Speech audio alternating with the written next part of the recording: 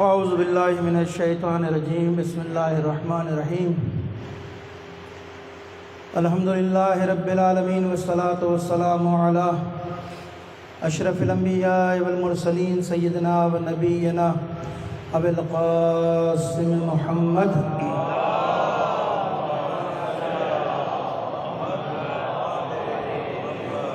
وآلہ طیبین الطاہرین المعصومین المظلومین ولعنۃ اللہ علی اعدائہم اجمعین من الآن الی قیام یوم الدین اما بعد فقد قال اللہ تعالی فی محکم کتابہ المبین وہو اصدق القائلین وقولہ الحق بسم اللہ الرحمن الرحیم وجعلناہم ائمۃ یہدون بامرنا اوحینا علیہم فعل الخیرات وإقام الصلاة وإيتاء الزکاة وكانوا لنا عابدین۔ صلوات بھیجیے محمد والے۔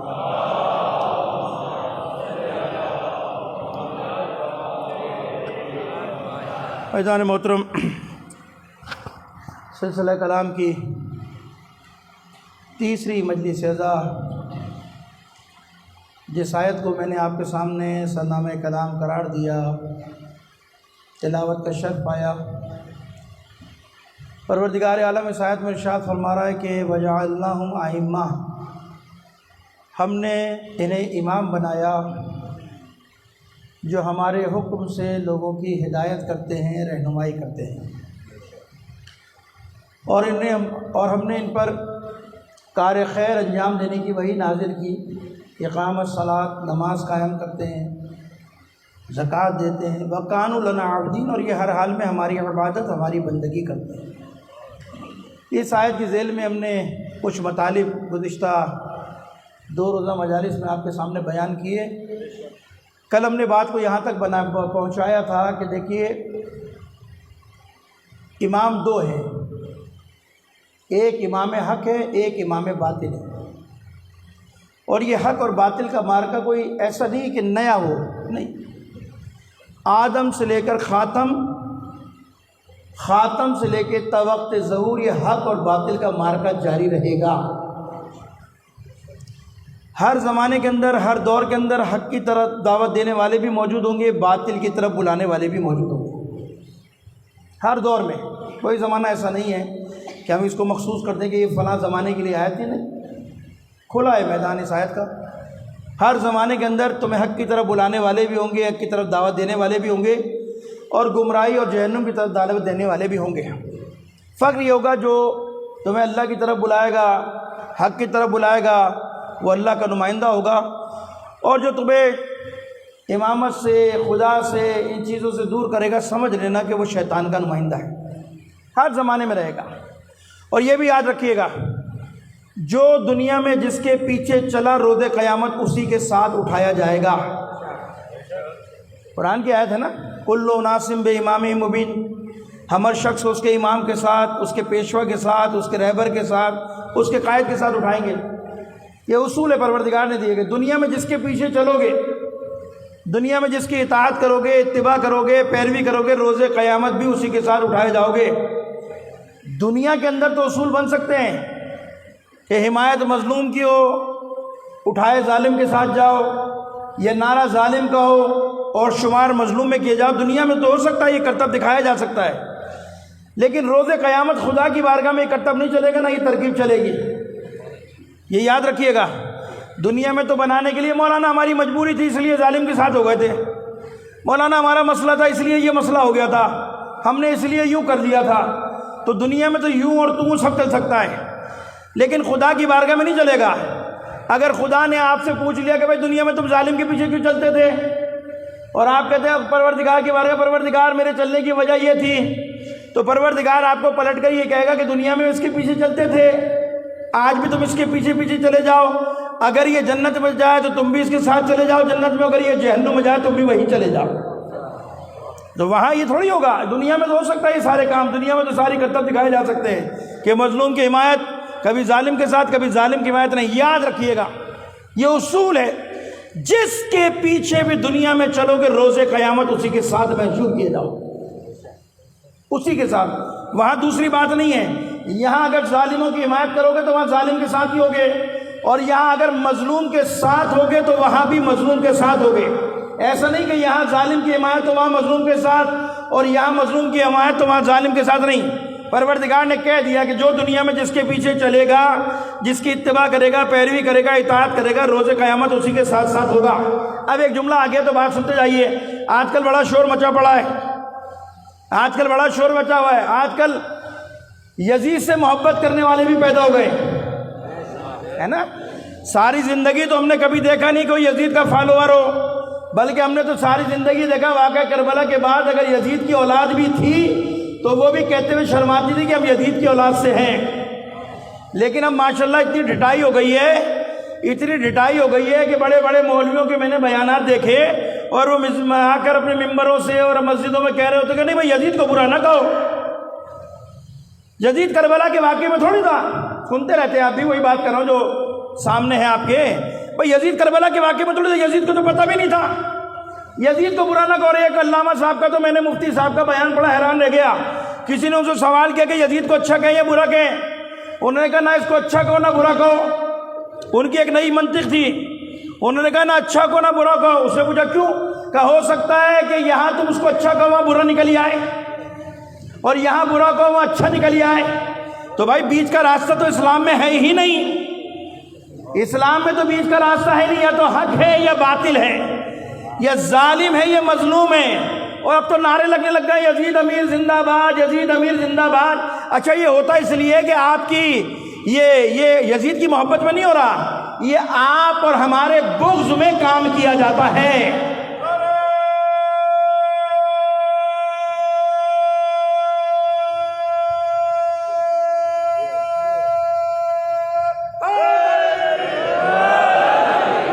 یعنی کہ یزید کی محبت میں کام نہیں ہو رہا، بہت سارے کام ہوتے ہیں آپ کی اور ہمارے بغض میں، کہ شاید ہم یزید کو امیر کہہ دیں گے، یزید کو رضی اللہ کہہ دیں گے تو ہمیں شاید کوئی تکلیف ہو جائے گی، ہمیں کوئی پریشانی ہو جائے گی، یا ہم کوئی بگڑ جائیں گے، ہم ناراض ہو جائیں گے۔ نہیں بھائی، ہمیں کوئی پریشانی تھوڑی ہے۔ تمہاری نظر میں یزید متقی ہوگا، تمہاری نظر میں یزید نمازی ہوگا، تمہاری نظر میں پرہیزگار ہوگا یزید، تمہاری مرضی، یزید کو رضی اللہ کہو، رضی کو جو بھی کہنا یزید کو کہو، ہمیں کوئی برا تھوڑی لگتا ہے، ہمیں کوئی برا تھوڑی لگتا ہے۔ ہمارے بغض میں اتنا آگے چلے گئے کہ روڈوں پہ کھڑے ہو کے نعرے لگا رہے ہو یزید زندہ باد، یزید امیر زندہ باد، ہمیں پریشانی نہیں ہوتی بھائی، بلکہ ہم تو خوش ہوتے ہیں کہ اللہ کا شکر ہے ہمارے ذکر حسین کرنے سے آج تک جو چھپے ہوئے تھے وہ بھی ظاہر ہو جاتے ہیں۔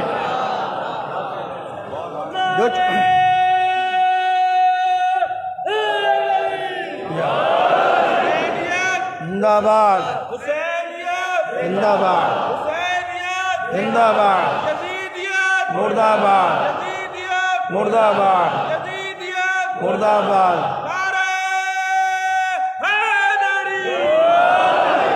بھائی عزاداری کا فلسفہ یہی ہے، ہم امام حسین کی عزاداری کیوں کرتے ہیں؟ کسی مسلک کے خلاف تھوڑی ہے، کسی مذہب کے خلاف تھوڑی ہے امام حسین کا ذکر عزاداری۔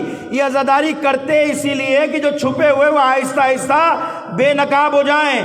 شوق سے یزید کو رضی اللہ کہو، بلکہ تم کیا کہو گے؟ ہم سے اچھا تمہیں کوئی دوست نہیں ملے گا، ہم سے اچھا نہیں ملے گا، یعنی ہم تمہارے دشمن بھی ہیں لیکن دوسرے معنی میں ہم تمہارے دوست ہیں۔ ہم تو مجلس میں بیٹھ کر تمہارے حق میں دعا بھی کرتے کہ پروردگار یہ یزید اتنا نیک تھا، یزید اتنا نیک و صالح پارسا مومن تھا، اتنا ہی بڑا رضی اللہ تھا، تو تیری بارگاہ میں خدا ہم دعا کرتے ہیں کہ ان کو یزید کے ساتھ اٹھانا، ہمیں حسین ابن علی کے ساتھ اٹھانا۔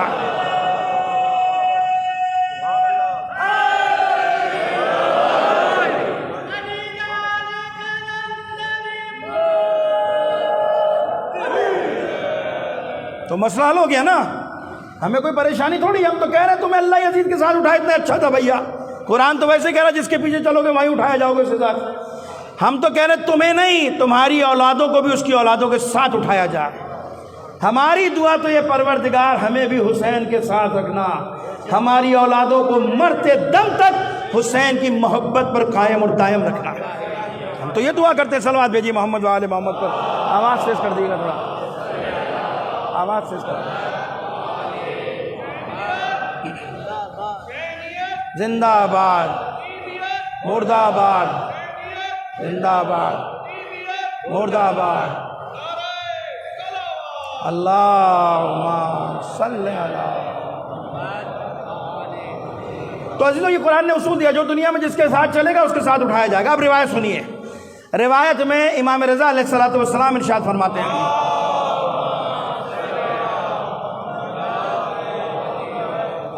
امام ارشاد فرماتے ہیں، معصوم کہتے ہیں کہ روز قیامت اللہ ہر شخص کو اس کے امام کے ساتھ، اس کی شریعت کے ساتھ، جس کے پیچھے چلتا تھا، اس کی ولایت، جس کی ولایت میں دنیا میں رہتا تھا، اس کے ساتھ اٹھایا جائے گا روز قیامت۔ کون کہہ رہے ہیں؟ امام رضا، کہ دنیا میں جو پیچھے چلتا تھا رسول کے، صاحب شریعت کے، جو اس کے پیچھے چلتا تھا، روز قیامت اسی کے ساتھ اٹھایا جائے گا۔ امام کہتے ہیں لوگوں، ہم روز قیامت رسول کی معیت میں اٹھائے جائیں گے۔ یعنی امام کہہ رہے ہیں، معصوم کہہ رہے ہیں، ہمیں جو اٹھایا جائے گا ہم رسول کی معیت میں، رسول کے ساتھ اٹھائے جائیں گے، محشور کیے جائیں گے، اور ہمارے چاہنے والوں کو ہمارے ساتھ اٹھایا جائے گا۔ یعنی ائمہ کہہ رہے ہیں، معصوم کہہ رہے ہیں ہمیں تو رسول کے ساتھ اٹھایا جائے گا، اس شریعت کے ساتھ، رسول کے ساتھ ہمیں اٹھایا جائے گا، اور ہمارے ماننے والوں کو، ہمارے چاہنے والوں کو ہمارے ساتھ اٹھایا جائے گا، ہمارے ساتھ محشور کیا جائے گا۔ پھر امام کہتے ہیں خدا کی قسم تم کیا سمجھتے ہو تمہیں کہاں لے جائیں گے؟ امام کہتے ہیں تم کیا سمجھتے ہو ہم تمہیں کہاں لے جائیں گے؟ امام کہتے ہیں خدا کی قسم ہم تمہیں بہشت میں لے جائیں گے، ہم تمہیں بہشت میں لے جائیں گے۔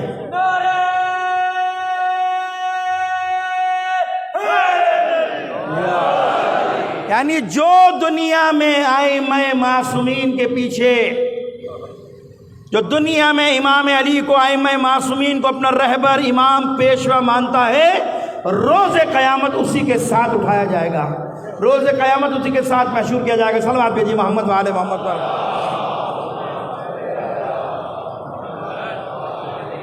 تو عزیزان محترم یاد رکھیے گا، دعا یہ کیا کرے اللہ مرتے دم تک امامت کے ساتھ رکھے۔ یاد رکھیے گا امامت کے بغیر کوئی چیز قبول نہیں ہے، امامت کی محبت کے بغیر، ولایت کے بغیر کوئی چیز قبول نہیں ہے۔ ابن یافور آئے ہیں، عمر ابن مفضل نے روایت نقل کی ہے ابن یافور سے۔ ایک دن ابن یافور آئے چھٹے امام جعفر صادق علیہ السلام کی خدمت میں،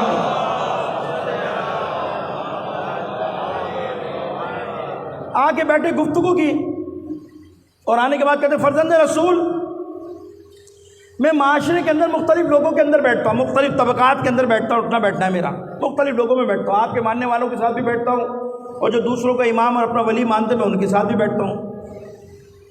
لیکن مولا ایک عجیب چیز میں نے دیکھی۔ کیا دیکھی؟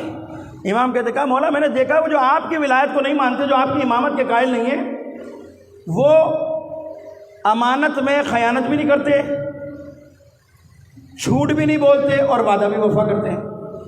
امام کہہ رہے ہیں، امام سے کیا کہہ رہے ہیں ابن یافور، کہ میں ایسے لوگوں میں، مختلف لوگوں میں بیٹھتا ہوں، آپ کے ماننے والے بھی ہیں، مخالفین کے ماننے والے بھی، جو آپ کی امامت کے قائل ہیں، جو دوسروں کی امامت کے قائل ہیں، سب میں بیٹھتا ہوں۔ لیکن فرق یہ ہے کہ جب میں ان کے لوگوں میں بیٹھتا ہوں کہ جو دوسروں کی امامت کے قائل ہیں، آپ کو نہیں مانتے، دوسروں کا امام مانتے، ولی مانتے ہیں، ان میں بیٹھتا ہوں، تو ان میں یہ تین چیزیں دیکھتا ہوں کہ وہ جھوٹ بھی نہیں بولتے، امانتوں میں خیانت بھی نہیں کرتے، اور وعدہ وفا بھی کرتے ہیں، بے وفائی بھی نہیں، یعنی وعدہ وفا نہیں کرتے، مس کمٹمنٹ نہیں کرتے۔ لیکن مولا جب میں آپ کے ماننے والوں میں بیٹھتا ہوں، وہ جھوٹ بھی بولتے ہیں، وہ وعدہ وفا بھی کرتے ہیں، نہیں کرتے، اور خیانت بھی کرتے ہیں۔ میں ایسے لوگوں سے بیزار ہوں۔ کہتا ہے امام کا چاہنے والا ابن یافور، مولا میں ایسے لوگوں سے بیزار ہوں۔ کون لوگ؟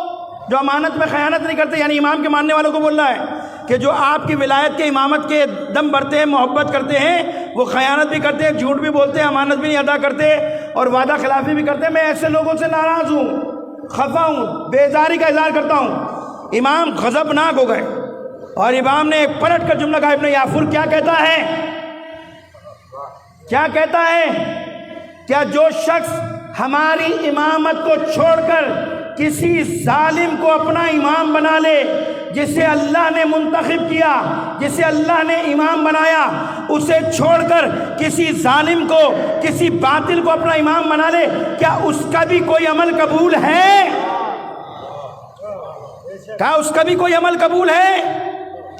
یعنی امام کہہ رہے ہیں، یعنی جو امام حق کو چھوڑ کر کسی اور کے پیچھے چلتا ہے، کیا اس کا بھی کوئی عمل قبول ہے؟ امام کہتے ہیں سن لے، جو ہماری ولایت امامت کو چھوڑ کر، یعنی جو امام حقیقی ہے، جو اللہ کا نمائندہ ہے، اسے چھوڑ کر اگر کوئی عمل انجام دیتا ہے تو اس کے عمل کی کوئی حیثیت نہیں ہے۔ پھر امام کہتے تو نے قرآن کی آیت نہیں پڑھی؟ اللہ ولی الذین آمنوا یخرجهم من الظلمات الی النور۔ تو نے قرآن کی آیت نہیں پڑھی کہ پروردگار قرآن میں کہہ رہا ہے اللہ مومنوں کا ولی ہے، سرپرست ہے۔ وہ کیا کرتا ہے خدا؟ وہ یہ کرتا ہے کہ لوگوں کو اندھیروں سے نکال کر نور کی طرف لے آتا ہے۔ اس غور سے سنیے گا نقطے کو، اس بات کو، یعنی امام کہہ رہے تو نے قرآن کی آیت نہیں پڑھی اللہ ولی الذین آمنوا، اللہ مومنوں کا ولی ہے، سرپرست ہے۔ وہ کیا کرتا ہے؟ وہ لوگوں کو ظلمات سے نکال کر نور کی طرف لے آتا ہے۔ ابن یافور کہتا ہے اس سے مراد کیا ہے؟ امام کہتے ہیں اس سے مراد وہ لوگ ہیں جو ہماری ولایت کے قائل ہیں، جو ہماری امامت کے قائل ہیں، جنہوں نے دنیا میں کوئی گناہ کر لیا، خدا کی نافرمانی کر بیٹھے، معصیت کر بیٹھے، سن ابن یافور، بس اللہ ہماری ولایت کے صدقے میں اگر یہ گناہ کر بیٹھے تو کیا ہوا؟ یہ نور سے نکل کر ظلمات کے راستے پر چلے گئے، گمراہی کے راستے پر چلے گئے، لیکن ان کے دل میں جو ہماری امامت ولایت ہے، ہماری ولایت کے سبب خدا ان کو یہ توفیق دے گا کہ یہ توبہ کریں گے، اور جب یہ توبہ کریں گے تو خدا انہیں ظلمات سے نکال کر پھر نور کے راستے پر لے آئے گا۔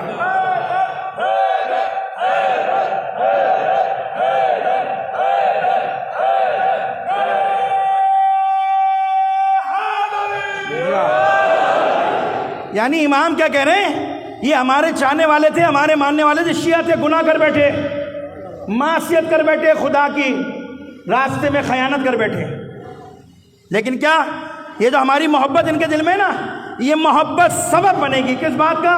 کہ خدا انہیں توبہ کی توفیق دے گا ہماری وجہ سے، ہماری وجہ سے توبہ کی توفیق دے گا خدا ہماری محبت کی وجہ سے۔ بلکہ کبھی موقع ملا تو میں آپ کے سامنے روایت پڑھوں گا کہ پیغمبر نے فرمایا خوش نصیب خوشحال ہیں وہ لوگ کہ جن کے دل میں علی کی امامت ولایت اور محبت ہے۔ خدا جن کے دل میں محبت ہے ولایت کی، اس کے 20 اثرات 10 دنیا میں ظاہر ہوں گے، 10 آخرت میں ظاہر ہوں گے۔ روایت بیان کی ہے، پیغمبر کی حدیث ہے کہ جس کے دل میں علی کی امامت محبت اور ولایت اہل بیت کی، اس کے 20 اثرات 10 دنیا میں ظاہر ہوں گے، 10 آخرت میں۔ اس روایت کے اندر ایک جملہ یہ لکھا ہے، اس روایت میں ایک جملہ لکھا ہے کہ جس کے دل میں علی کی امامت محبت اور ولایت ہے، خدا اسے موت نہیں دے گا مگر یہ کہ جب تک وہ توبہ نہ کر لے۔ ایک روایت میں نے اور جوڑ دیا آپ کے سامنے، تو وہاں امام نے کیا کہا کہ جس کے دل میں محبت ولایت کیا ہوگا؟ پہلے توبہ کرے گا، وہ توبہ کرے گا، خدا اسے ظلمات سے نکال کر نور کے راستے میں لے آئے گا۔ پھر امام کہتے ہیں تو نے یہ بھی سنا ہوگا والذین کفروا اولیاءہم الطاغوت یخرجونہم من الظلمات الی النور، ہے یا نہیں ہے؟ پروردگار کیا کہہ رہا ہے کہ پروردگار کہہ رہا ہے جن لوگوں نے کفر کو، طاغوت کو اپنا ولی بنایا، سرپرست بنایا، وہ کیا کرتا ہے؟ لوگوں کو نور سے نکال کر ظلمات کے راستے پر، ظلمات سے نکال، نور کے راستے سے نکال کر ظلمات پر لے جاتا ہے۔ امام سے پوچھا اس نے ابن یافور نے، مولا اس سے مراد کافر ہیں؟ اس سے مراد کافر ہیں؟ امام نے کہا کافر تو نور کے دائرے میں آیا ہی نہیں تھا۔ امام کہتے کافر تو نور کے دائرے میں آیا ہی نہیں تھا کہ جو نور سے نکل کر ظلمات کے راستے پر جائے گا۔ فرمایا پھر امام اس سے مراد کون ہے؟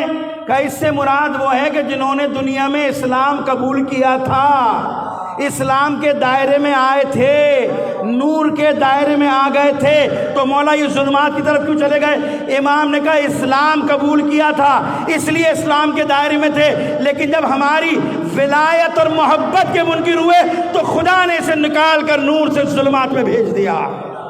صلوات بھیجیے محمد و آل محمد پر۔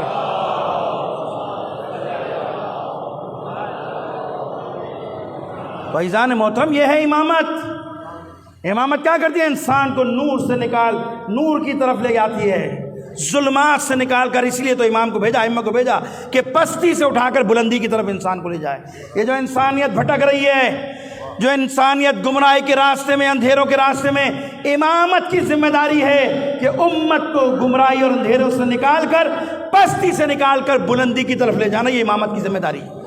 امامت کا فریضہ ہے۔ اور اب بات آ گئی تو اسی روایت میں سے ایک جملہ اور سن جائیے۔ اب سنیے اس امامت اور محبت کی، ولایت کا جو محبت آپ دل میں رکھتے ہیں، اس کے اثرات 20 ہیں نا، 20 میں سے ایک بیان کر دیا، ایک اور سن لیجئے، کبھی موقع ہوا تو بتا دوں گا۔ دنیا تو میں جو ایک اثر میں نے بتا دیا آپ کو کہ اسے موت نہیں آئے گی مگر یہ توبہ کرے گا۔ آخرت کے 10 اثرات ہیں، اس میں معمولی سا اثر پتہ ہے کیا ہے؟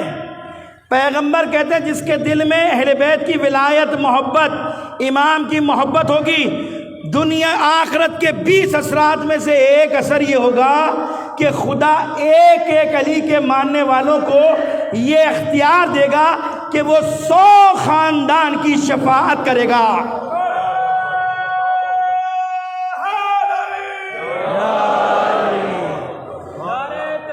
اللہ اکبر،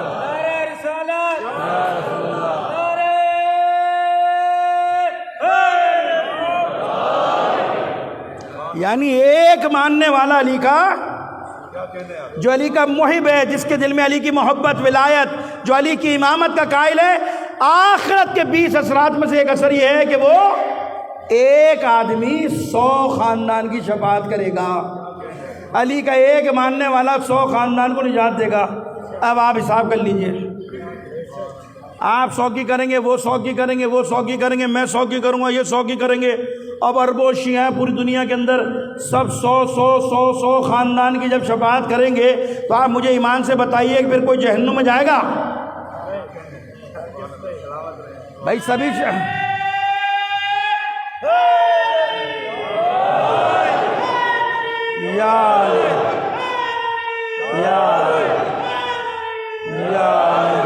اب آپ مجھے بتائیے نا، آپ خود حساب کتاب کر لیجئے، جب سب 100 کی شفاعت کر لیں گے تو پھر جہنم میں کون جائے گا؟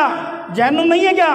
جہنم حق ہے، ان الجنت حق ونار حق، جنت بھی حق ہے، جہنم بھی حق ہے۔ تو جب علی کے ماننے والے سب ایک دوسرے کی شفاعت کر کر جنت میں چلے جائیں گے تو جہنم میں بھی کوئی جائے گا؟ تو بھائی جہنم میں کون جائے گا یہ بھی تو فیصلہ ہونا ہے۔ آپ تو شفاعت کر کے سب کی چلے گئے، اب جہنم میں کون جائے گا؟ جبکہ جہنم حق ہے، جہنم میں جانے والے بھی ہیں۔ تو اب اس حدیث کو اس حدیث سے ملاؤ تو پھر نتیجہ سامنے آ جائے گا۔ یہاں سب علی کے ماننے والے ایک دوسرے کی شفاعت کر کر جنت میں چلے جائیں گے تو اب جہنم میں کون جائے گا؟ اسی لیے تو پیغمبر نے کہا تھا، یا علی اگر لوگ تیری ولایت اور محبت پر جمع ہو جاتے خدا جہنم کو خلق ہی نہ کرتا۔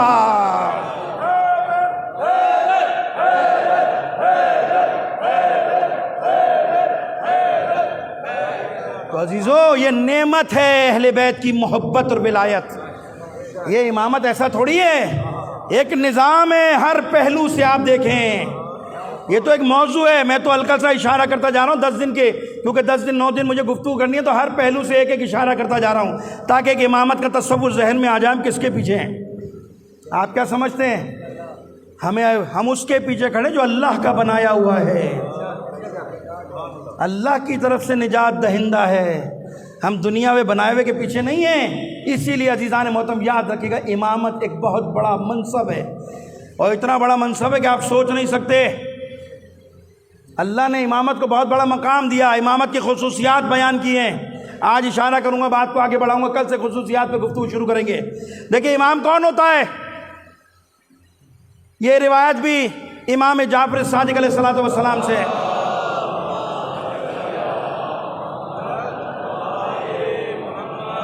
اب شناخت ہونی چاہیے نا کہ بھائی ہمیں کیسے پتا کہ امام کون ہے؟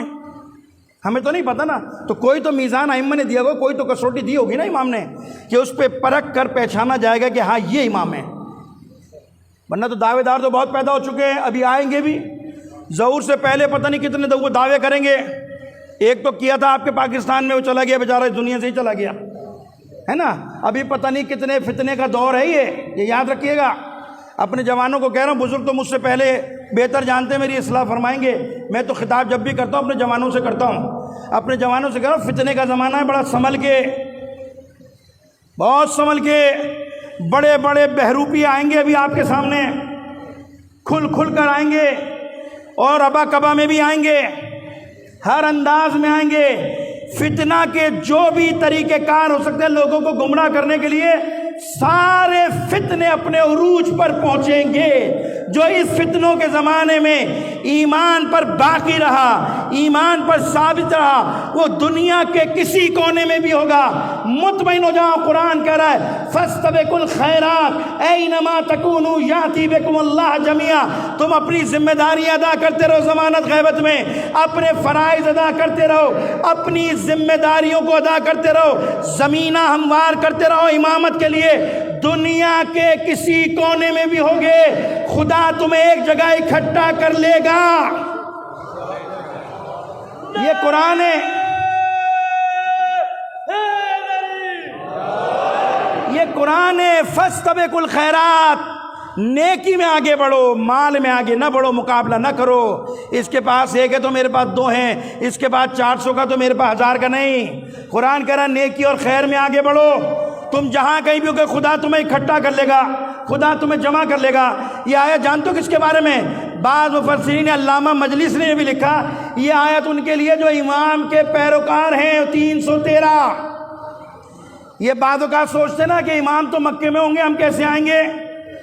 امام تو وہاں ظہور کریں گے، ہم یہاں ہوں گے، فلائٹیں بند ہو جائیں گی، پتہ نہیں جہاز ملے گا نہیں ملے گا، ٹکٹ ملے گا نہیں ملے گا۔ اچھا فلائٹ جہاز ہے تو ہمارے لیے تو بہت بڑا مسئلہ ہے۔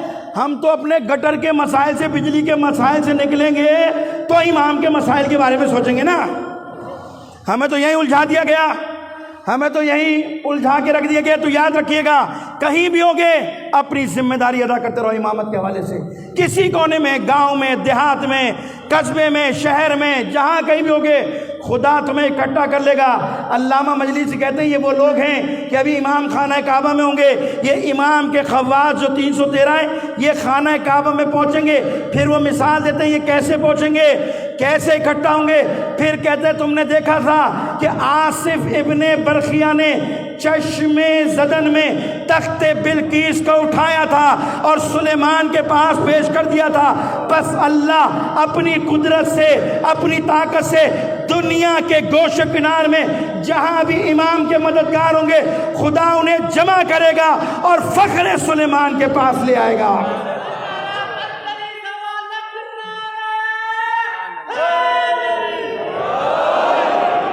تو عزیزو بالآخر وہاں جانا ہے، سفر وہ ہے، امام موجود ہے۔ یہ تو مجلسیں ہیں کس لیے آپ مجھے بتائیے، یہ مجلسیں کیوں کرتے ہیں؟ مجلسیں کرنے کا فلسفہ ایک یہی ہے بھائی کہ تاکہ لوگوں کو یاد دلاتے رہو ابھی ایک کربلا بننی ہے، ابھی کربلا کا انتقام لینے والا موجود ہے، تاکہ لوگ اس کیمپ میں آ کر اپنی تیاری کرتے رہیں، آمادہ کرتے رہیں۔ یہ مجلس اس لیے نہیں ہے سنیں اور چلے جاؤ، ہے نا، اس لیے تھوڑی ہے۔ یہ تو مجلس سے تیاری کراتی ہے، لوگوں کو آمادہ کرتی ہے کہ کہیں ایسا نہ ہو کہ کوفیوں کی طرح پیچھے رہ جائیں، شامیوں کی طرح پیچھے رہ جائیں۔ اب کوفی تو آئیں گے نہیں، نہ شامی آئیں گے، اب تو گروہ ہمبیسی بنیں گے نا۔ تو جب وہ امام آواز دے گا کہیں ایسا نہ ہو کہ ہم پیچھے رہ جائیں۔ یہ مجلسیں یاد کراتی ہیں، آمادہ کرتی ہیں۔ اگر خدا کی قسم ان مجلسوں سے امام کا مددگار پیدا ہو رہا ہے تو سمجھ لو یہ مجلسیں صحیح راستے پر جا رہی ہیں، اور اگر مددگار پیدا نہیں ہو رہا تو ایک رسم ادا کر رہے ہیں، اس سے زیادہ کچھ نہیں ہے۔ یہ اس لیے ہے کہ انسان آمادہ و امام کے نصرت کرنے والے مددگار پیدا ہوں۔ میرے جوانوں ابھی ایک مارکا باقی ہے، اور الحمدللہ شکر خدا کا اب بھی سمجھ میں نہیں آیا کیا کسی کو؟ اب بھی سمجھ میں نہیں آیا کیا؟ ارے یہ تو نائب امام کی چھوٹی سی جھلک تھی، یہ تو نائب امام کی چھوٹی سی جھلک تھی، پوری دنیا ہل کر رہ گئی، پوری دنیا پریشان ہو گئی۔ تو جب نائب امام تم جیسے بڑے بڑے طاغوتوں کو ذلیل کر سکتا ہے تو تصور کرو جب امام غیب سے ظاہر ہوگا۔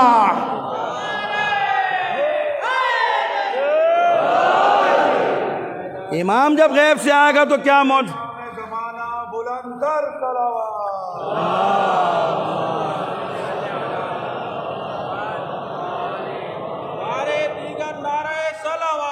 اللہ۔ یہ تو جھلک ہے، جھلک۔ ارے منظر تو وہ دیکھنے کا ہوگا کہ جب امام کھڑا ہوگا دنیا کی پوری طاقتیں گر چکی ہوں گی۔ یہ تو ٹیلر ہیں، ہمارے لوگ بولتے ہیں آج زمانے میں معجزے نہیں ہوتے، یہ معجزہ نہیں ہے تو کیا ہے بھائی؟ ہیں امام خود کہہ رہے ہیں کہ اگر ہم نظر کرم تم پہ سے ڈالیں، دنیا ایسے پیس دے تمہیں جیسے چکی میں گیہوں کو پیسا جاتا ہے۔ دنیا کے سارے وسائل، طاقت، قوت ایک طرف، اہل بیت کے ماننے والے تنہا ایک طرف ہے۔ اب بھی تمہیں یقین نہیں آتا کہ امام پش پر ہے؟ اب بھی یقین نہیں آتا؟ عزیزوں مت کیا کرو مرجعیت کے لیے ایسی باتیں، مت کرو فقہا کے لیے، مراجوں کے لیے ایسے باتیں۔ تشیع کے پاس دو طاقتیں، بس دو، جس سے پوری دنیا ہلی ہوئی ہے، جس سے پوری دنیا کانپتی ہے۔ ایک ہے عزاداری، ایک ہے مرجعیت۔ یہ دو طاقتیں ہیں تمہارے پاس، اور اس کی طاقت ماضی میں بھی دیکھ چکے ہو نا۔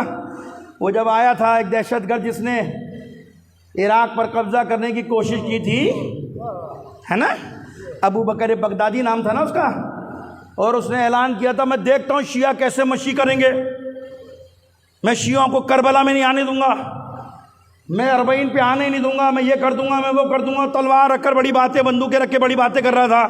میں دیکھتا ہوں شیعہ کیسے آئیں گے اربعین پہ، کیسے واک کریں گے، کیسے مشی کریں گے، اور بڑا شور مچایا اس نے۔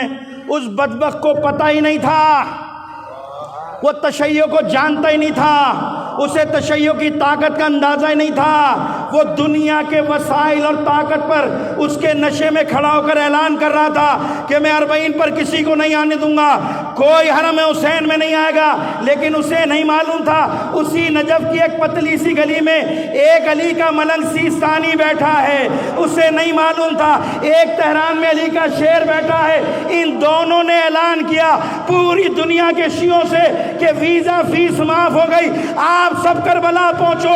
تو تاریخ گواہ ہے جب پہلا اربعین آیا تھا 3.5 کروڑ عزادار حسین کے حرم کا طواف کر کر بتا رہے تھے یزید ہار گیا، حسین جیت گیا۔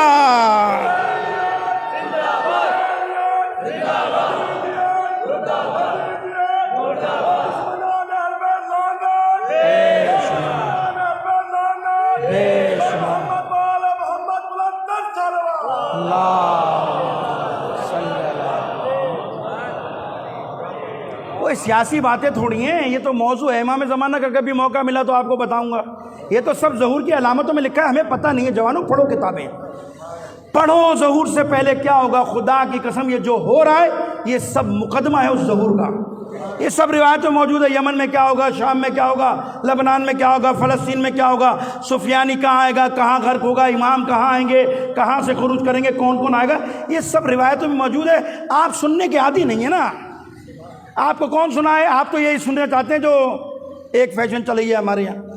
اب تیاری کرو، میں نے جو روایت پڑھی، علماء یہاں بیٹھے ہیں، پڑھو روایتیں، زمانہ غیبت کے اندر کیا حالات ہوں گے، علامتیں۔ میرے مطابق تو 95% علامتیں پوری ہو چکی ہیں، سب پتہ ہو رہا ہے کیا ہو رہا ہے، سب پتہ ہے۔ کبھی موضوع ہو تو ملوں گا، پڑھوں گا آپ کے سامنے۔ اب تو یہ بڑی بڑی علامتیں رہ گئی ہیں۔ اپنے آپ کو تیار کرو امامت کی مدد کے لیے، امامت کی نصرت کے لیے۔ اللہ نے خدا کی قسم ایسے امام دیے جو انسان کی نجات دہندہ ہیں، جو انسانیت کی نجات کے لیے آئیں گے انشاءاللہ۔ ایک بار صلوات بھیجیے محمد و آل محمد پر۔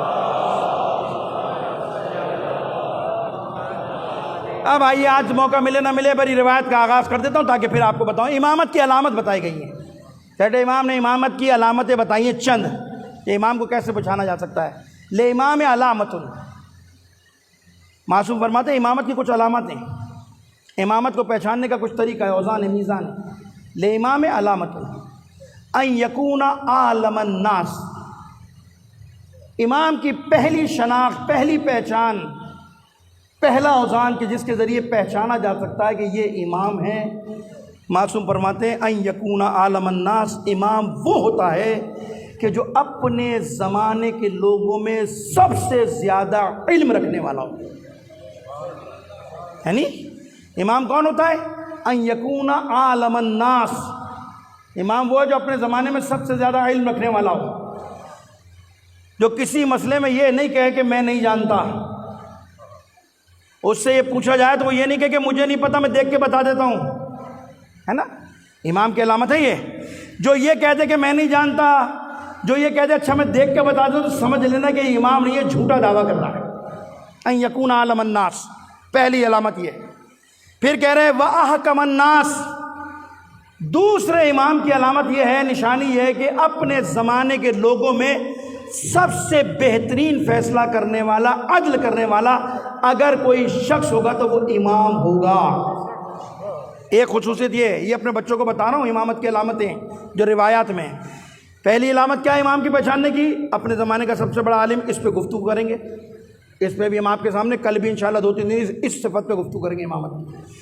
ان یکون احکم الناس، کون ہوگا؟ اپنے زمانے کا سب سے بڑا عادل ہوگا، اس پہ بھی گفتگو کریں گے کیونکہ اب دن کم ہے، ایک دو پہ کچھ کوشش کریں گے گفتگو کریں۔ پھر کہہ رہے ہیں کہ اپنے امام کی ایک صفت یہ ہے کہ اپنے زمانے کا سب سے متقی پرہیزگار اگر کوئی شخص تمہیں نظر آ جائے تو سمجھ لینا کہ یہ امام ہے۔ تیسری خصوصیت امام کی۔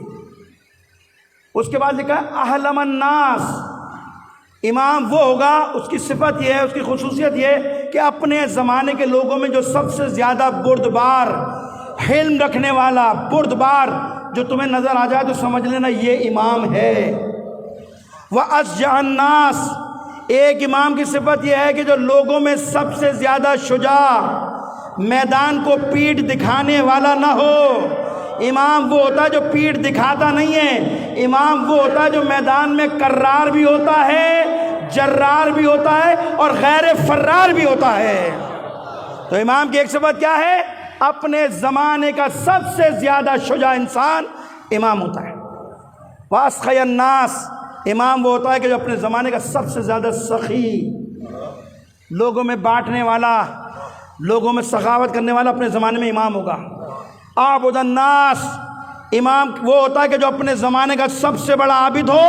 اور ایک علامت امام کی بتائیے، امام وہ ہوتا ہے کہ جس کی آنکھیں سوتی ہیں، امام کا دل نہیں سوتا۔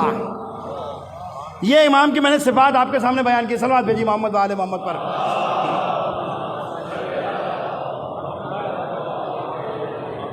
پہلی صفت یہ امام کی ہے یکون عالم الناس، امام وہ ہوگا جو اپنے زمانے کا سب سے بڑا عالم ہوگا۔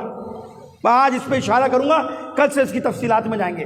دیکھیے یہ سب سے بڑی امامت کی صفت ہے، سب سے بڑی صفت ہے کیا؟ اپنے زمانے کا سب سے زیادہ عالم ہونا۔ اپنے جوانوں کو کہتا ہوں کہ یاد رکھو، دنیا نے بہت کچھ کیا اہل بیت کے خلاف، بہت کچھ کیا۔ بنو امیہ کے زمانے میں بہت کچھ ہوا، ادھر کے فضائل ادھر، ادھر کے فضائل ادھر۔ وہ جو آپ سنتے رہتے نا، انا مدینۃ العلم علی بابھا، میں علم کا شہر ہوں، علی اس کا دروازہ ہے۔ یہ روایت تو ہے آپ کے سامنے، لیکن بعض حضرات نے اس روایت کے اندر اضافہ بھی کیا، بھائی یہی حدیث تھوڑی ہے، حدیث یہ ہے کہ میں علم کا شہر ہوں، علی دروازہ ہے، فلاں اس کی کھڑکی ہے، فلاں اس کی چھت ہے، فلاں یہ ہے۔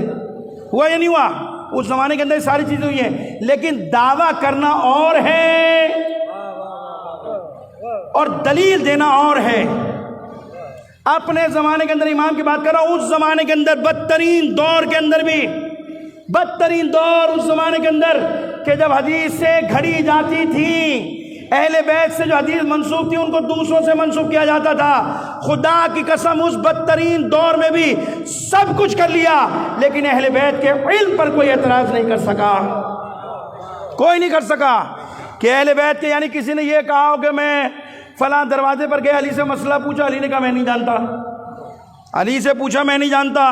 کائنات کا ایک ہی تو امام ہے کہ جو ممبر پر بیٹھ کے دعویٰ کر رہا ہے سلونی سلونی قبل ان تفقدونی، مجھ سے پوچھو، ارے میں تمہارے سارے مسائل بتاؤں گا، میں تمہاری سارے سوالات کا جواب دوں گا۔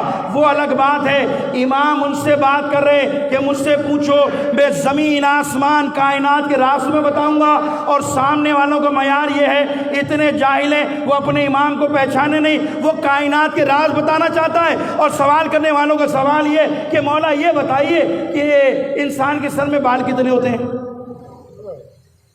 یہ مظلومیت نہیں ہے اہل بیت کی۔ علی کی مظلومیت کا ایک پہلو یہ بھی تو ہے کہ کائنات کا سب سے بڑا عالم کھڑا ہے اور کہہ رہا مجھ سے پوچھو، بھائی دنیا کے بارے میں پوچھو، کائنات کے بارے میں، فلکیات کے بارے میں، خلقت کے بارے میں، توحید کے بارے میں، دنیا کے ہر موضوع پہ علی سوال کرو۔ سوال کیا کر رہے ہیں؟ مولا سر میں بال کتنے انسان کے؟ تو علی نے اس کے ذہن کو، سطح کو دیکھ کر جواب بھی دیا، کیونکہ علی کا کام تو جواب دینا ہے نا۔ مولا تو کسی کو بغیر جواب دیتے نہیں، جواب اچھا لگے نہ سوال اچھا ہو یا نہ ہو، علی تو جواب دیتے۔ مولا نے اس کو مسکرا کے کہا اچھا یہ بتا میں تجھے بتا دوں گا تیرے سر میں اتنے بال ہیں تو گن لے گا؟ میں تو بتانے پہ قدرت رکھتا ہوں، میں تو امام ہوں، لیکن اگر میں نے بتا دیا تو گن لے گا؟ تو لوگوں کا معیار یہ ہے، خدا کی قسم لوگ اہل بیت تو پہچانے نہیں، ورنہ عالم یہ علی کا خدا کی قسم کہ علی بیٹھے مسجد کوفہ کے ممبر پر، جیسے آپ نماز کے بعد بیٹھتے ہیں، علی بیٹھے اور حضرات بھی شیخین بھی بیٹھے ان کے ساتھ، اور لوگوں نے علی سے سوالات کی بوچھاڑ کر دی، کوئی یہاں سے سوال کرتا ہے، کوئی وہاں سے سوال کرتا ہے، کوئی وہاں سے سوال کرتا ہے۔ اب سوال بھی ایک مسئلے پر نہیں ہے، کوئی نماز کے بارے میں، کوئی طہارت کے بارے میں، کوئی کائنات کے بارے میں، کوئی فلکیات کے بارے میں، کوئی انسان کی خلقت کے بارے میں، کوئی توحید کے بارے میں، ایک کے بعد ایک سوال، اور علی فوراً سوال کے جواب رکتے نہیں تھے۔ جب بار بار سوال کے جواب دینے لگے تو ادھر ادھر جو بیٹھے تھے وہ پریشان ہو گئے۔ اب جب علی کا علمی مقام دیکھا نا، علی کی علمی حیثیت دیکھی کہ ہر سوال کا فوراً جواب، بغیر سوچے جواب۔ اب ٹوک تو سکتے نہیں علی کو، یہ تو کہتے نہیں ہے کہ یہ مسئلہ غلط بتا دیا آپ نے۔ اتنی جرت تو کسی میں پیدا ہی نہیں ہوئی کہ جو علی کو یہ کہتے مولا یہ آپ نے مسئلہ غلط بتا دیا، یہ مسئلہ یوں ہے یوں نہیں ہے، اب کیا کریں؟ بڑی کوفت ہوئی، پریشانی ہوئی۔ جب بغض علی عروج پر پہنچا تو یہی سوال کر دیا، علی جلدی نہ کیا کریں سوال کا جواب دینے میں۔ یہ نہیں کہہ رہے کہ سوال کا جواب غلط دے دیا آپ نے، فوراً یا علی سوال کا جواب دینے میں جلدی نہ کیا کریں۔ علی نے پوچھا بھائی کیوں؟ کہ ہو سکتا ہے علی کوئی مسئلہ غلط بیان ہو جائے، کوئی غلط بات نکل جائے۔ مولا کائنات نے مسکرا کر کہا اچھا یہ بتا تیرے ہاتھ میں کتنی انگلیاں ہیں؟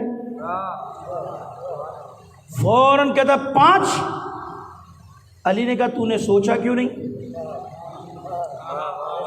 تو نے سوچ کے جواب کیوں نہیں دیا؟ فوراً کہتا یا علی میرا ہاتھ ہے، یہ 24 گھنٹے میرے سامنے رہتا ہے، مجھے پتا ہے اس میں میری 5 انگلیاں ہیں۔ علی مسکرا کر کہتے واہ ہو شیخ تجھ پر، جس طرح تیرے ہاتھ کی 5 انگلیاں تیرے سامنے، خدا کی قسم اسی طرح پوری کائنات کا علم بھی علی ابن ابی طالب کے سامنے ہے۔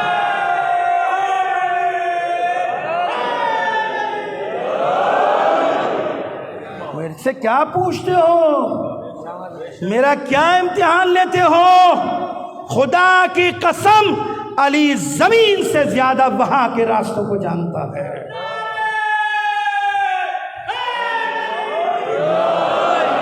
تو یہ تو ایک سے بات ہے، کل ہم اس پہ تفصیلات میں جائیں گے، یہ تو میں نے اشارہ کیا آپ کے سامنے۔ امام وہ ہوتا ہے جو ہر چیز کا علم رکھتا ہے۔ تو عزیزو فخر کرو کہ خدا نے تمہیں ایسے امام دیے ہیں۔ تشیع کوئی کمزور تھوڑی ہے، آپ نے کیا سمجھ دیا تشیع کوئی ہوا میں کھڑی ہے؟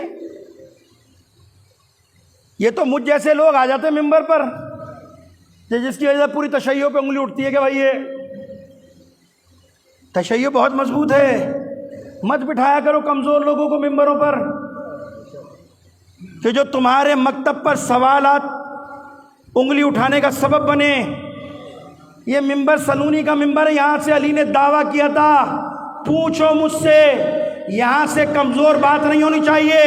خدا کی قسم تشیع اتنا مضبوط ہے، اتنا بلند ہے کہ جتنا بلند علی ابن ابی طالب ہے۔ ایسی باتیں کرتے کیوں اپنے ممبر سے کہ دنیا تم پر انگلی اٹھائے، یہ ہے شیعہ، یہ ہیں شیعوں کے عقائد، ہے نا؟ اور پھر شرک کے فتوے، پھر کفر کے فتوے، پھر فلاں کے فتوے ہم پر لگتے ہیں۔ چند جاہلوں کی وجہ سے پوری قوم کو خمیازہ بھگتنا پڑتا ہے کہ بھائی بعض اوقات ممبر سے اتنی کمزور باتیں، اب میں کیا آپ کے سامنے باتیں کروں؟ میرا مصیبت یہ کہ مجھے چاروں طرف سے باتیں کرنی پڑتی ہیں، میری ذمہ داری زیادہ ہے نا؟ بعض اوقات اتنی کمزور باتیں آپ علی کو اللہ بنا دیں ممبر سے، ہے نا؟ ہوتی ہیں باتیں، کوئی نئی بات تھوڑی کرو، نہ کرو ایسی باتیں، نہ کرو۔ خدا کی قسم ہماری توحید بہت مضبوط ہے، ہمارا کسی سے مقابلہ ہے ہی نہیں۔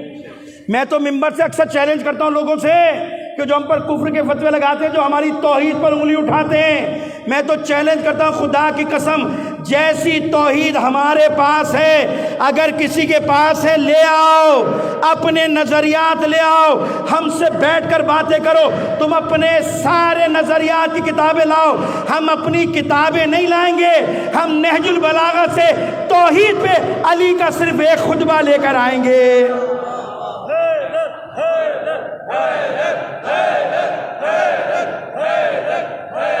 ایک خطبہ بہت، ایک خطبے کا دنیا علی مقابلہ نہ کر سکے۔ خطبہ تو بہت بڑی بات ہے، جو علی نے دعائے کمیل پڑھی ہے اس کا مقابلہ کر لو۔ کیا علی نے توحید بیان کی ہے، بس ختم کر دیا میں نے اپنی بات۔ عزیزو امامت ہے یہ، ہر جہت سے امام نے آپ کی رہنمائی کی ہے، ہر جگہ سے۔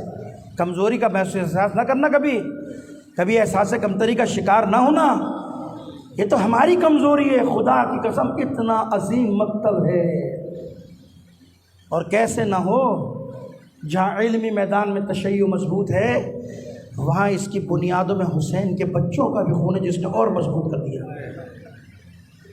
توحید پر خطبہ دیکھنا ہے تو علی کی نہج البلاغہ میں دیکھو، اور اگر بندگی کی تفسیر، توحید کی تفسیر دیکھنی ہے تو کربلا میں حسین کا سجدہ دیکھو۔ کیا ہے امامت عزیزو؟ حسین نے بڑی مشکلات اٹھائی ہیں، بڑا امتحان دیا حسین نے۔ کوئی کام کرنے سے پہلے سوچ لیا کرو، کہیں ایسا نہ ہو کہ کل روز قیامت مادر حسین نے پوچھ لیا تو کیا جواب ہوگا؟ سارے جوابات مولویوں کو تھوڑی دینے، کل پوچھے گی مادر حسین کہ میرا حسین تیروں کے زخم کھاتا رہا، تلواروں کے زخم کھاتا رہا، تم نے کیا کیا؟ آج 3 محرم اور جناب حبیب کا مرثیہ پڑھا گیا، سلام سنا میں نے۔ حبیب ابن مظاہر کون ہے؟ جاہل نہیں ہے، فقیہ کوفہ، فقیہ حسین کے ماننے والے ہیں۔ علی کے ماننے والوں کا، حسین کے ماننے والوں کا معیار کیا ہے؟ فقیہ۔ سنتے رہتے علماء سے کیا خط لکھا تھا؟ فقیہ کوفہ حبیب ابن مظاہر، یہ ہے حسین کے ماننے والوں کا علمی معیار۔ فقیہ ہوا کرتے تھے اپنے زمانے۔ ہوا کیا؟ عمر 7 کی طرف سے یہ حکم ہے کہ جو بھی یزید کی حمایت کے لیے دستے آئیں، حکم یہ ہے کہ پہلے انہیں حسین کے خیموں کے چاروں طرف دوڑایا جائے، پہلے وہ طواف کریں اس کا، پھر لشکر میں داخل ہو۔ کیوں؟ تاکہ گھوڑوں کی ٹاپوں سے، ان کی آوازوں سے حسین کے بچوں کے اور بیویوں کے دل دہل جائیں، خوف زدہ ہو جائے، خوف طاری کر دیا جائے۔ اس لیے جو بھی آتا تھا رسالہ پہلے حسین کے خیموں کا طواف کرتا تھا، اور گھوڑوں کی ٹاپوں سے حسین کی بیویاں بچے گھبرا جاتے تھے، پریشان ہو جاتے تھے۔ اسی کیفیت میں جب یہ حالت دیکھی نا تو حسین کی شریک سفر ہے جناب زینب سلام اللہ علیہا، کہا اماں فضا ذرا میرے بھائی کو تو بلا، دیکھ رہی ہے نا کیفیت، پریشان ہے دل میں۔ کہا میرے ماجائے کو بلا۔ جناب فضا نے حسین کو بلایا، فرزند رسول شہزادی نہیں آتی، آ گئے حسین۔ جناب زینب جملہ کہتی ہے بھیا صبح سے دیکھ رہے ہیں یزید کے رسالے پہ رسالے آ رہے ہیں، فوج پہ فوج آ رہی ہے ان کی حمایت کے لیے، نصرت کے لیے، اور ایک جملہ کا بھائی کیا اس عالم غربت میں ہمارا کوئی مددگار نہیں ہے؟ ہماری کوئی نصرت کرنے والا نہیں، مدد کرنے والا نہیں؟ بھائی آپ کا کوئی دوست نہیں ہے؟ جناب زینب نے جملے کہے نا تو حسین نے خط لکھا اپنے بچپن کے دوست حبیب کے نام، اور لکھتے ہیں فقیہ کوفہ حبیب ابن مظاہر کے نام خط۔ کیا لکھا مجھے نہیں معلوم، قاصد کو بھیجا، جاؤ حبیب کو میرا پیغام دے دو، پیغام پہنچا دو۔ ظاہری بات ہے حالات پرآشوب ہیں، چاروں طرف کوفے کی ناکہ بندی ہے۔ حسین کا قاصد راستہ ڈھونڈتے ڈھونڈتے ڈھونڈتے بالآخر پہنچ گیا حبیب کے گھر، کیونکہ کوفے کے حالات خراب ہیں بہت زیادہ، محاصرہ ہے چاروں طرف سے۔ ایسا معاشرہ کہ کوئی نکل کے حسین کی مدد کے لیے نہ پہنچا۔ اس حالت میں قاصد ڈھونڈتا ڈھونڈتا حبیب کے گھر پہنچا، تک الباب کیا۔ حبیب کی زوجہ نے پوچھا کون ہے؟ کہا حسین کا قاصد ہوں، پیغام لایا ہوں حسین کا، حبیب سے ملنا چاہتا۔ زوجہ کہتی ہے حبیب تو گھر میں نہیں ہے، تو باہر گئے۔ بعض روایت کہتی ہے خضاب خریدنے گئے تھے، حبیب گھر میں نہیں ہے، باہر ہے، بازار گئے۔ واپس پلٹا، بازار میں حبیب کو ڈھونڈتا، اور جیسی حبیب سے ملاقات ہوئی فوراً آ کر قریب کہتا ہے حبیب حسین کا قاصد تو خط لایا ہوں۔ جیسے حبیب نے دیکھا، چاروں طرف دیکھا، قاصد کو خاموشی سے حسین کے گھر اپنے گھر لے آیا، مہمان خانے میں بٹھایا، حسین کا خط دیا۔ حبیب نے حسین کا خط دیکھا، آنکھوں سے اشک جاری ہو گئے، رونا شروع کر دیا۔ کیا لکھا ہوگا؟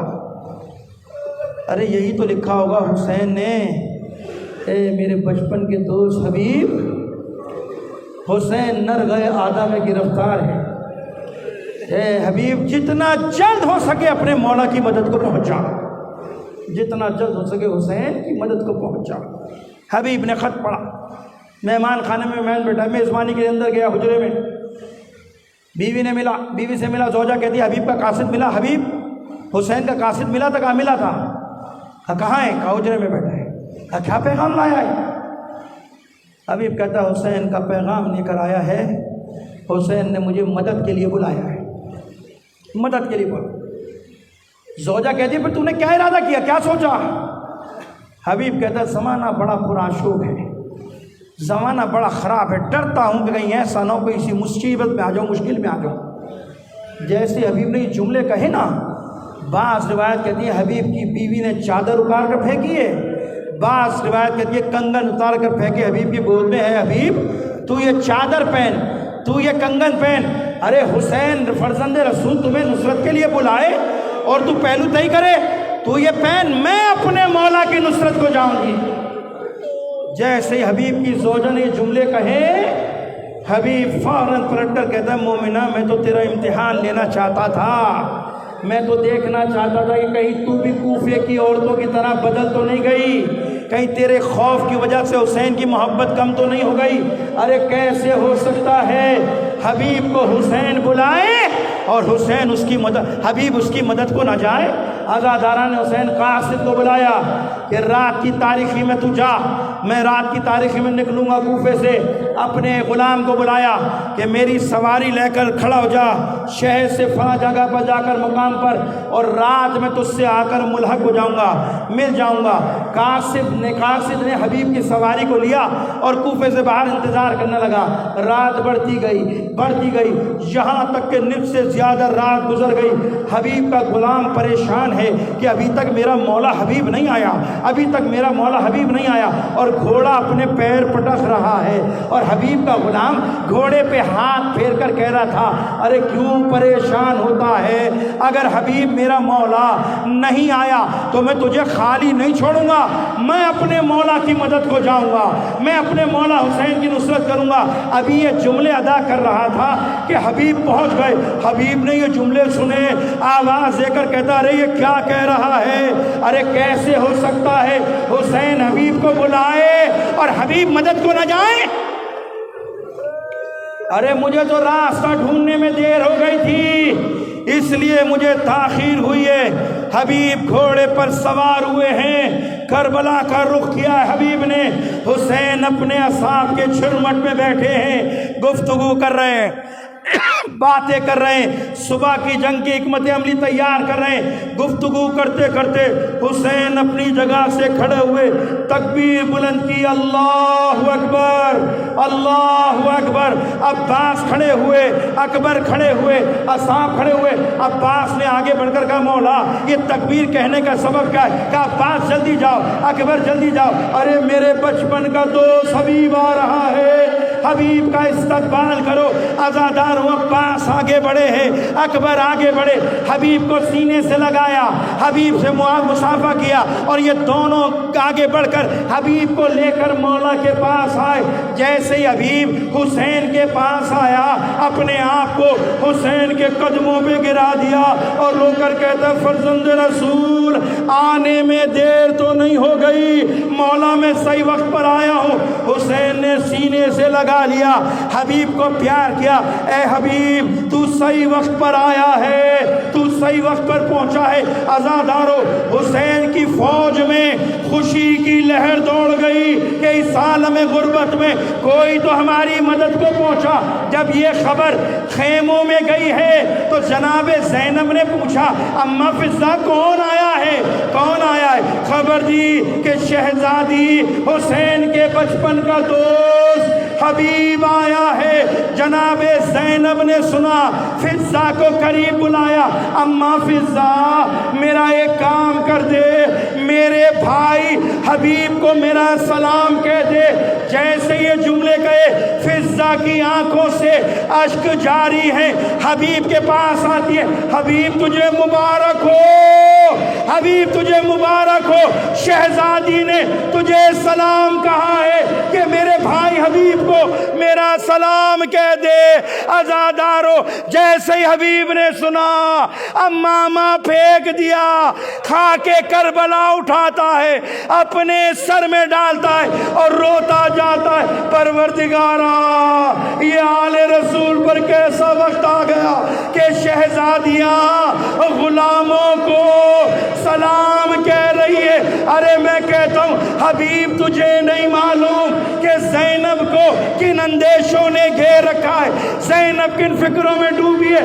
ارے زینب نے سنا ہے عصر عاشور نہ حسین ہوگا، نہ عباس ہوگا، نہ اکبر ہوگا، ظالم خیموں میں جائیں گے، زینب کے سر سے چادر اتاریں گے، زینب ایک ایک بھائی کو آواز دے گی حسین کہاں ہو، عباس کہاں ہو، میرے بھائی حبیب دے، زینب کی ردا چھن گئی ہے۔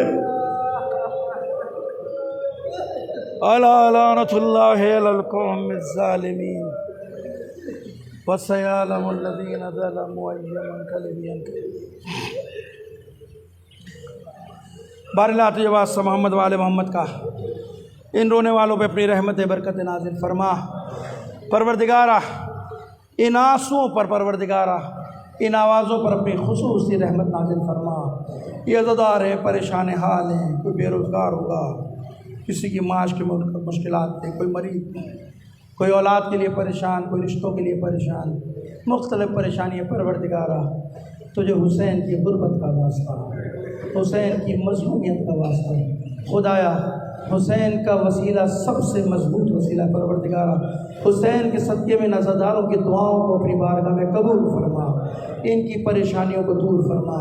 پروردگارہ یہ اشرا کرنے میں جس نے بھی دام درہم سخن نے اپنا حصہ ڈالا، چاہے وہ سوز خان ہو، مرثیہ خان ہو، ماتمدار ہو، علماء ہو، مولانا ہو، جو بھی جس نے بھی دام درہم سخن ہے اس فرش میں حصہ ڈالا، پروردگارہ اپنی بارگاہ سے بہترین اجر عطا فرما۔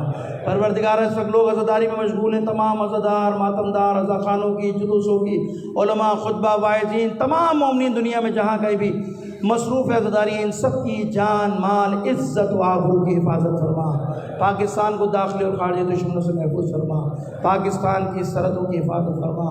پروردگارہ انقلاب کو انقلاب زمان سے متصل فرما، تشیع کو سر بلندی عطا فرما، کفر کی طاقتوں کو ناکام و نامراد و ذلیل و رسوا فرما۔ پروردگارہ تیری بارگاہ میں دعا کرتے علماء کرام، مراجع الزام، بالخصوص رہبر کا سایہ سر پر دراز فرما، حضرت حجت کے ظہور میں تاجیل فرما۔ پروردگارہ تیری بارگاہ میں دعا ہے اس فرش کے صدقے میں ہم سب کو کربلا مولا کی زیارت نصیب فرما۔